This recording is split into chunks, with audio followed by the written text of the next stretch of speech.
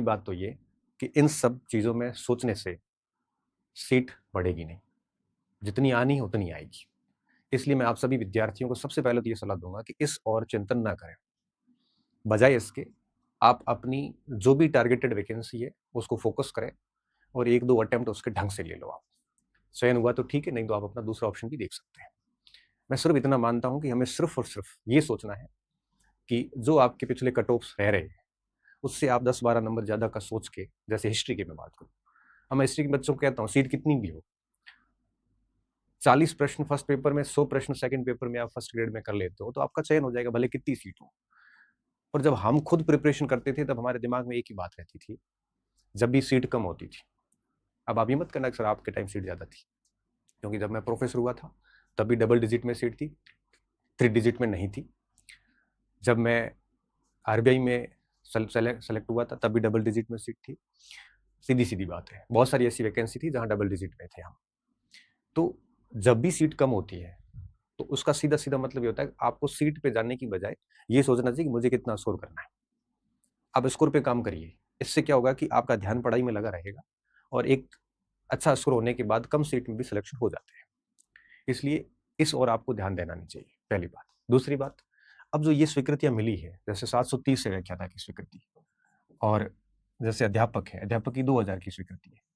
अब हमें क्या पता आगे कितनी डीपीसी बैठेगी और उसमें से कितने लोग और नई वैकेंसी इसमें जोड़ेगी। हमें क्या पता है कि और कितनी पहले से कितनी पेंडिंग वैकेंसीज़ तो इसमें ऐड की जाएगी।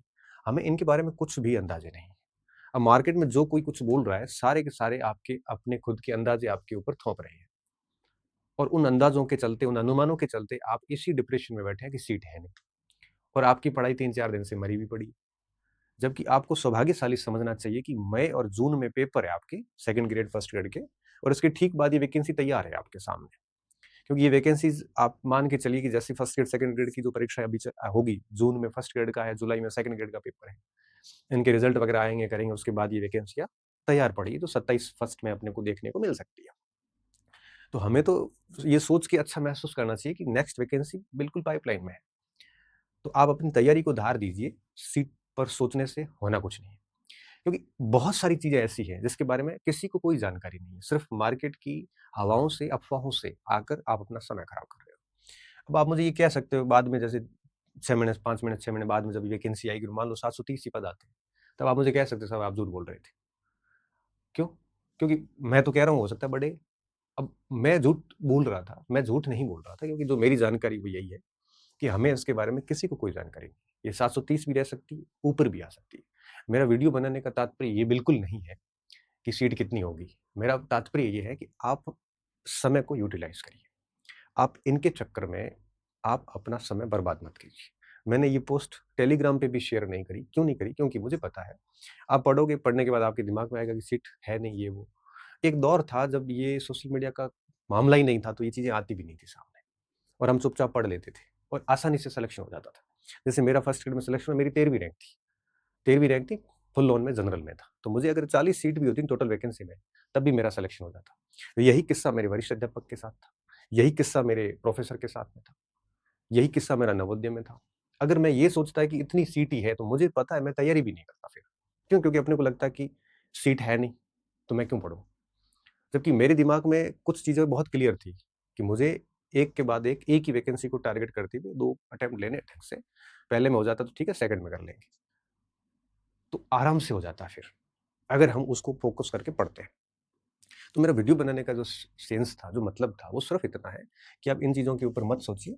आप सिर्फ़ इतना ध्यान दीजिए कि आपको बेहतर कैसे करना है। आप अपना टाइम जो है, वो पढ़ाई में दीजिए। ये सोचिए नेक्स्ट वैकेंसी जल्दी आ रही है और बैक टू बैक आ रही है। तो कम से कम जून का पेपर बढ़िया दीजिए, इसमें कुछ कमियाँ रहती हैं, हो सकता है इसमें हो जाए। कमियाँ रहती है, तो आगे की कमियों को दूर करने के लिए प्रयास शुरू कर दीजिए और 2-3 अटेम्प्ट ले लीजिए। हुआ नसीब में तो मिल जाएगा, नहीं हुआ तो जैसा नसीब, मरता भूख से कोई नहीं है। तो भाई सीधी बात ये है कि मैं इन पे भरोसा नहीं करता। मुझे इतना पता है कि वैकेंसी आएगी और 6-7 महीने के बाद में मुझे ये वैकेंसी नज़र आ रही है और इसमें सीट जो है, अब ये 730 तो स्वीकृति मिल गई है और मेरा अंतरात्मा ये कहते हैं कि ये सीट आगे बढ़ेगी। तो आप सीट्स को लेके फालतू अपना दिमाग खराब ना करें। आप सिर्फ फ़ोकस्ड रहें और अपनी तैयारी पर बल दें और यही होगा जो आपको सिलेक्शन करवाएगा। क्योंकि आज का जो दौर है, इसमें एक स्टूडेंट से क्या चाहिए आरपीएससी को और बोर्ड को? एक चाहिए सातत्य। सातत्य क्यों चाहिए? सातत्य इसलिए चाहिए, कंसिस्टेंसी जिसे कह सकते हैं, कि आप लगातार पढ़ते रहो। एक वैकेंसी का पेपर डाउन हुआ, कोई बात नहीं, उसी वैकेंसी का सिलेबस लेके वापस लग जाओ।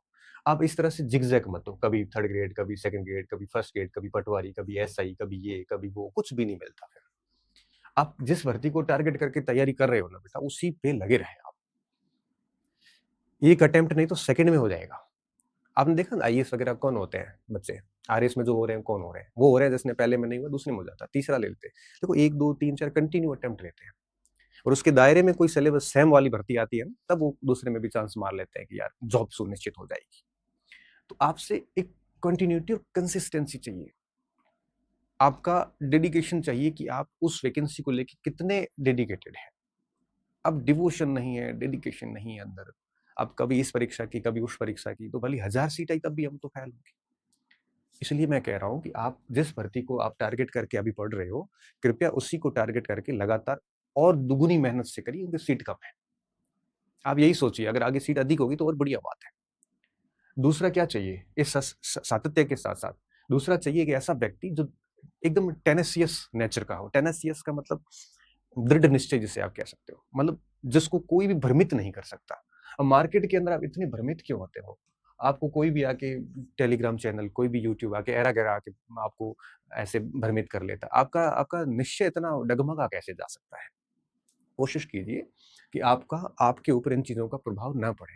अगर बाजार की बातें आपको प्रभावित कर रही है, तो मान के चलिए कि आप सक्सेस नहीं हो पाएंगे, और अगर हो भी गए तो आप बहुत ज्यादा समय ले लेंगे।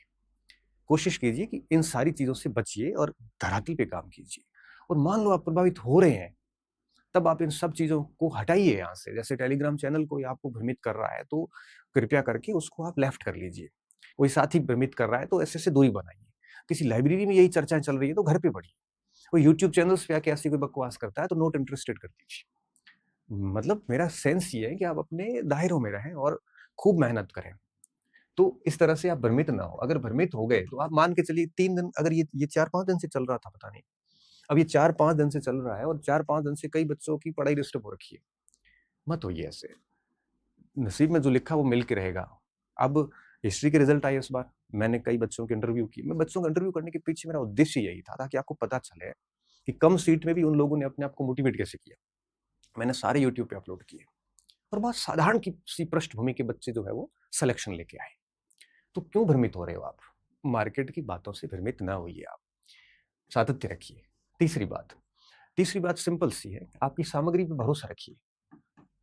क्योंकि अगर आप कंटिन्यूअसली चेंज करो, कभी ये किताब कभी वो किताब, तो वापस वही पजल हो जाओगे। आपके पास जो है वो सफिशिएंट है, उसको ढंग से पढ़िए। किताबें चेंज करने से नौकरियां नहीं लगती, अप्रोच बदलनी पड़ती है, पढ़ने का तरीका थोड़ा याद करना पड़ता है, अभ्यास करना पड़ता है, और लगातार लगे रहना पड़ता है। किसी एक परीक्षा का पीछा करते हो तो उसी के पीछे खा पी के लग जाओ। इसलिए कह रहा हूं कि आप ये सब चीजें करें, इनमें अपना समय खराब मत करें। और अगर आपको कोई ये सब चीजें भेज के अगर डिस्टर्ब कर रहा है, तो समय रहते इनसे दूर हो जाइए। और एक ऐसा वक्त आएगा, तब आपको लगेगा कि सर सही कह रहे थे, आपको मेरी बातें सच नजर आएगी। लेकिन बेटा होता क्या है कि हम ठोकर खाने के बाद समझते हैं। कहीं भी बात हमारे ऊपर असर तब तक नहीं करती जब तक ठोकर नहीं लग जाती। जब आपको ठोकर लगेगी तब आपको लगेगा कि सर ने सही कहा था। और जब सिलेक्शन होता है तब भी बच्चे कहते हैं सर आप सही कह रहे थे, हमने हमने उन्हीं चीजों का ध्यान रखा था। नौकरी वाले कोई बहुत आउटस्टैंडिंग नहीं होते, बस वो थोड़ा सा बढ़िया तरीके से काम करते हैं। इसलिए कोशिश कीजिए कि अपनी सामग्री को लिमिटेड रखें, बार-बार इसको पढ़ें, इसको याद करें, और मार्केट से भ्रमित नहीं हो, क्योंकि इस समय सबसे अधिक जो समस्या है वो भ्रमित होने की है। कोई आपको अम, भ्रमित करने के लिए कोचिंग सेंटर भी भ्रमित कर लेंगे आपको। कभी कोई मैराथन के नाम पे, कभी कोई पता नहीं ये 12-12 घंटे की चीज़ें चलती है, इनके नाम पे कोई भ्रमित कर सकता है। ठीक है, ये हर चीज़ का एक टाइम होता है। परीक्षा 4 साल नज़दीक नहीं है तो भले ही देखो, मैं आपको मना नहीं करता हूँ। अभी आप अगर एलिजिबल हो रखे हैं, इस अटेम्प्ट में अगले अटेम्प्ट में पार्टिसिपेट करने वाले हैं, तो बचिए इन सब चीज़ों से।